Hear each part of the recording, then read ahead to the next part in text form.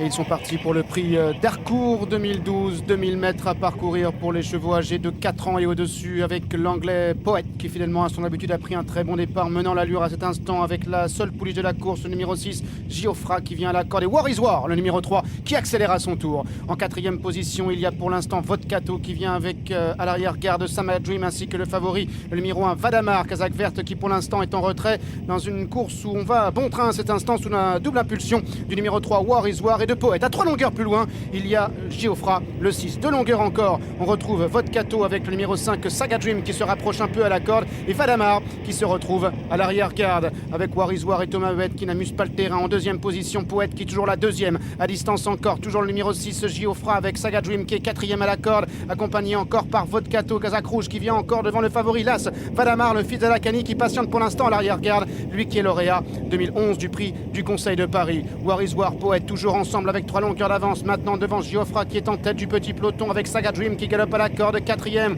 Vodkato à son extérieur est en cinquième position. Vadamar quant à lui étant toujours en dernière position. War is War qui a toujours les commandes avec en deuxième position à son extérieur Poète qui est un peu accompagné au bras par Luke Morris. À distance il y a Giofra qui est troisième à l'extérieur maintenant. On retrouve Vodkato, Saga Dream, le gris qui est cinquième à la corde avec toujours Vadamar qui est en position d'attente. Bientôt l'entrée de la dernière ligne droite avec War is War et à son extérieur Poète qui s'accompagne en troisième position. Giofra, Vadamar qui essaie de se rapprocher, Saga Dream qui est côté corde, Vodkato également qui tente de refaire du terrain, War is War qui tente maintenant de repartir devant Poète à son extérieur et Giofra qui est lancé en pleine piste par Maxime Guyon. Giofra qui va maintenant prendre l'avantage à War is War qui est deuxième avec Poète et Vadamar qui tente de revenir de loin à 200 mètres du but. Toujours Giofra qui est l'avantage, Vadamar terminant très fort maintenant à son extérieur avec Saga Dream également qui tente de se rapprocher. Giofra le numéro 6 qui va ici s'imposer pour sa rentrée face aux aînés. Deuxième place pour Vadamar, la troisième pour Saga Dream devant War is War, Vodkato et Poète.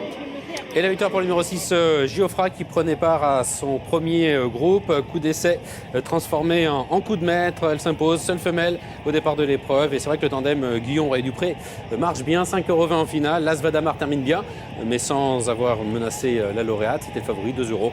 Et Saga Dream prend sa revanche sur War is War. Il se classe troisième à 5,40 €, donc au dépend du numéro 3, War is War. Il y a eu du rythme, hein, Patrick, ouais, mais ce prix d'Harcourt, on pouvait s'y attendre. Bah, c'est vrai que la gagnante, elle était carrément au-dessus. On l'a vu, elle a gagné comme elle a voulu. Donc on s'est dit, on a du mal à situer, là vous l'avez bien situé.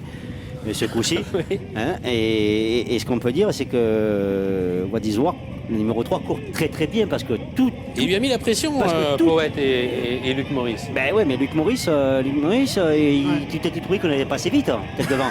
Il était toujours à une demi en train de pousser, d'aller à côté. Se serait calé dans le sillage de War is War. Oui, parce qu'il allait déjà. Oui, il allait déjà suffisamment vite. Il allait déjà assez vite, déjà devant. Déjà, il a embêté ce cheval-là, toute la course, et pour finir dernier, parce qu'il a bourré toute la course.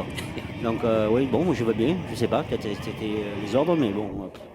Il trouvait peut-être qu'on n'allait pas assez vite, je sais pas. J'en sais rien. En tous les cas, déjà dans la fausse ligne droite, on croyait que c'était l'arrivée déjà. Bon, nous avons tout de même, Patrick, et heureusement, assisté à une course régulière. Ah oui, et ça, le meilleur a gagné. La meilleure, en l'occurrence, s'est imposée, Giofra. C'est plus que régulier qu'on est allé là, hein, c'est certain. Vadamar nous prouve qu'il sera mieux sur 2400 mètres. Voilà. Il s'étend à la fin. Exactement, il était pris de vitesse. Ça, Alain Ray-Dupré nous avait mis en garde là-dessus. Mais bon, voilà, on sait que sur 2004, ça va aller. Vu sa fin de course, il n'y a pas eu de souci. Hein. Mais une jument, la seule femelle qui était au départ de cette épreuve, mais on aurait dit elle était aussi puissante que mal, on l'a dit. Hein. Et elle s'inscrit dans l'air du temps, c'est-à-dire que pour gagner des groupes maintenant, il faut débuter en province. On a vu Dendrim débuter à Wissembourg, celle-ci qui a débuté au mois de septembre de ses 3 ans, c'est-à-dire de façon très très tardive. Oui, mais peut-être sur les problèmes de Moulins. On leur donner des courses assez faciles, ils sont en retard, ils sont encore immatures, ils ont une pleine croissance, on leur donne des courses faciles, et puis quand ils sont bien, on les amène où il faut. Voilà, tout simplement. Donc ça, c'est l'entraîneur qui gère tout ça. Et belle journée pour Maxime Guyon. Après sa victoire dans le prix Finlande avec Ferlifer, il enlève la plus belle du jour, le prix d'Harcourt. C'est vrai que de là où nous sommes, des tribunes, si j'ose dire, Maxime, elle nous a fait très forte impression. Quelle accélération! Oui, tout à fait. C'est vrai que c'est une pouliche qui est capable de bien accélérer. Elle l'a montré aujourd'hui. En plus, on a été servi par une course qui a été très rythmée, donc c'était parfait. Bon, c'était une première tentative pour elle au niveau des courses de groupe. C'était une rentrée, seulement sa 4e sortie publique. C'est une pouliche qui est toute neuve. Elle réalise quand même une très très belle valeur cet après-midi. Oui, tout à fait. L'année dernière, j'avais gagné une listade avec elle dans le terrain plus assoupli qu'aujourd'hui, mais elle avait montré qu'elle avait quand même des moyens ce jour-là. Et aujourd'hui, elle confirme. Sa principale qualité, c'est cette faculté d'accélération, c'est ça, ce changement de vitesse? Oui, tout à fait. Puis quand il y a des courses rythmées comme ça, elle est vraiment détendue et elle a un gros changement de vitesse pour finir. Mais c'est vrai que son point fort, c'est son accélération. Vous pensez qu'elle va gagner son groupe 1 cette année? Sur ce qu'elle fait aujourd'hui, on a le droit d'y croire en tout cas. Entendu, c'est tout le mal qu'on vous souhaite.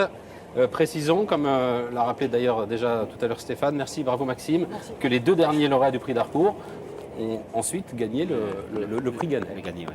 Bon, il y aura Ria Bellman, a priori, dans le Gannet pour sa rentrée et quelques autres, mais on ne connaît toujours pas en fait les limites.